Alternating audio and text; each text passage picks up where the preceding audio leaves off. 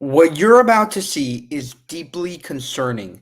At a Congress hearing, Senator Ted Cruz was interrupted by anti-Israel protesters, Jew haters, complete Jew haters, and they scream things like, fucking Jew and, anti-Semitic slurs. And then Ted Cruz responds. So check it out. Pretty epic and also disturbing at the same time. Senator Cruz. Anti-Semitism is a unique historic form of evil, and over millennia it is manifested in violence, mass murder, and genocide.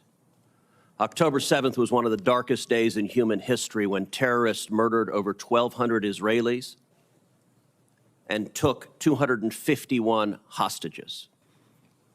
Women and girls were raped. It was the single largest mass murder of Jews in a day since the Holocaust. In the wake of October 7th, we have seen anti-Semitism explode across the United States and across the world, but especially on college campuses. As the ADL has illustrated, from 2022 to 2023, the number of anti-Semitic incidents more than doubled in the United States.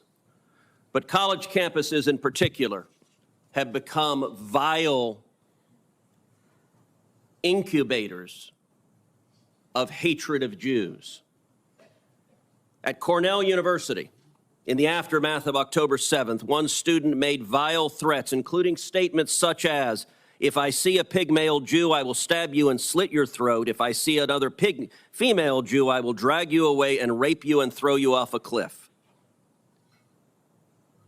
A student organization at California State University, Long Beach, circulated a flyer calling for a, quote, day of resistance in celebration of October 7th. You will note on the flyer is an image of a person parachuting with a fan attached, a direct reference to and a glorification of Hamas terrorists that used gliders to descend upon a music festival and murder 260 innocent people and take many more hostages.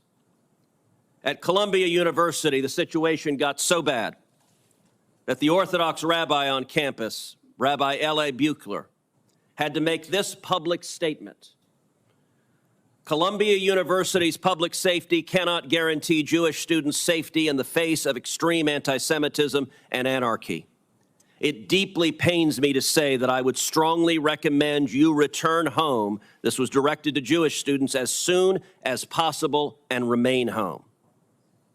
The rabbi had every reason to be concerned. At Columbia's campus, individuals yelled, "We love Hamas, we're all Hamas, long live Hamas."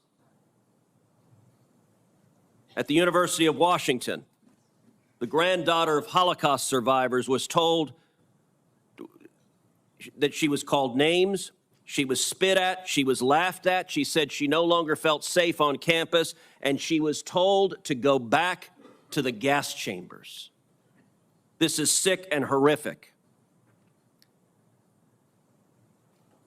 At Columbia, when Jewish students were engaged in displaying the American flag and the Israeli flag, another student wearing a mask, because these protesters are oh so brave, they almost always cover their face, held up a handwritten sign saying Al-Qassam's next target. Al-Qassam is the military arm of Hamas. According to social media, this particular student is a wealthy student from Georgia. You know, you see all the videos, you see the images, but him breaking it down step by step is really poignant and terrifying, and very, very well done by Ted Cruz. She's not Palestinian, but she has been taught lies and hatred, and she feels perfectly comfortable advocating the murder of her fellow students at Columbia. At MIT, students have reported they feel unsafe to go to class.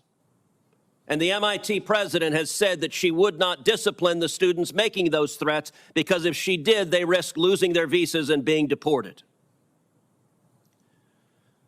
Throughout all of this, the Biden-Harris administration has been utterly absent. Does anyone doubt if the Klan were on college campuses terrorizing African-American students, threatening African-American students, that we would see the FBI there, that we would see prosecutors there, that we would see federal funding cut off to universities. Of course we would, and we should. But when it comes to anti-Semitism, the Democrats have a problem. I would note, this is occurring in blue states with blue governors because the Democrat Party is terrified of the pro-Hamas wing of their party. In states like Texas and Florida, we don't allow this. At the University of Texas, when violent protesters threatened Jewish students, police officers arrived and arrested them. That's what happened when you enforce the law. Every Republican member of this committee asked the chairman to hold a hearing on anti-Semitism in February. And yet we don't get a hearing on anti-Semitism. We get a hearing generically on hate because this administration, and this is the kind of anger and hate that is encouraged. You're now seeing the hate manifesting right here. Interestingly enough, what... Please, the committee will come to order. The senator is recognized to finish his remarks. So we now have a demonstration of anti-Semitism. We have a demonstration of the hate. Rabbi Goldfelder, let me ask you, has the Biden administration cut off the funding of any of the colleges that have allowed this hate? Have they indicted anyone for funding these violent protests? Have they indicted the people paying for the matching tents? Or have they sat there silently, and have the universities sat there silently while their students are terrified to go to class? They have not indicted anyone. They have not indicted anyone. Has any university had their funding cut off for allowing this sort of violent intimidation? Not a single university.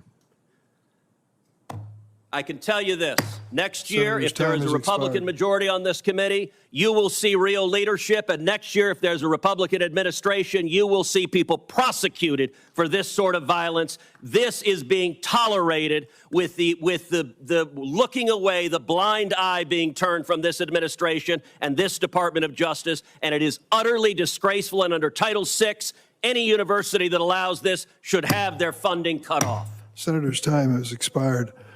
I would make a note for the record. This hearing is about hate. It includes anti-Semitism as well as hatred towards other people. I would also point out that the previous chair of the committee from the other side of the table didn't hold a single hearing on anti-Semitism or hate crimes. I've held multiple hearings addressing this subject since becoming chair, including a hearing shortly after the January 15th, 2022 synagogue hostage. All right, that's just a little boring. I want to show you actually the actual altercation, I think, in a better light. There's a better view of it, and I'm going to pull it up over here where the heckler in the crowd shouts something at Ted Cruz. All right, so this was the video I was talking about. So this will show you another angle and what exactly was said. And yet we don't get a hearing on anti-Semitism. We get a hearing generically on hate because this administration, and this is the kind of anger and hate that is encouraged. You're now seeing the hate manifesting right here. Interestingly enough, The fucking Jews and the Israelis themselves. Talk about the 40,000. Talk about all these people. Why it's about anti-Semitism? Yeah, well, fucking war.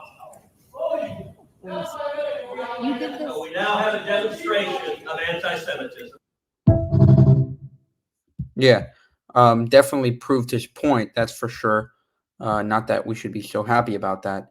But just an incredible job by Ted Cruz. Congratulations to him. I mean, thank you to him. And for more, subscribe to the channel, Jewish Uncensored. If you want to help us make more of these videos, you can go to buymeacoffee.com/JewishUncensored and follow us on social media. Instagram is @JewishUncensored. TikTok is @JewTruth. And they're really censoring us, so that would really help us a lot. Thank you.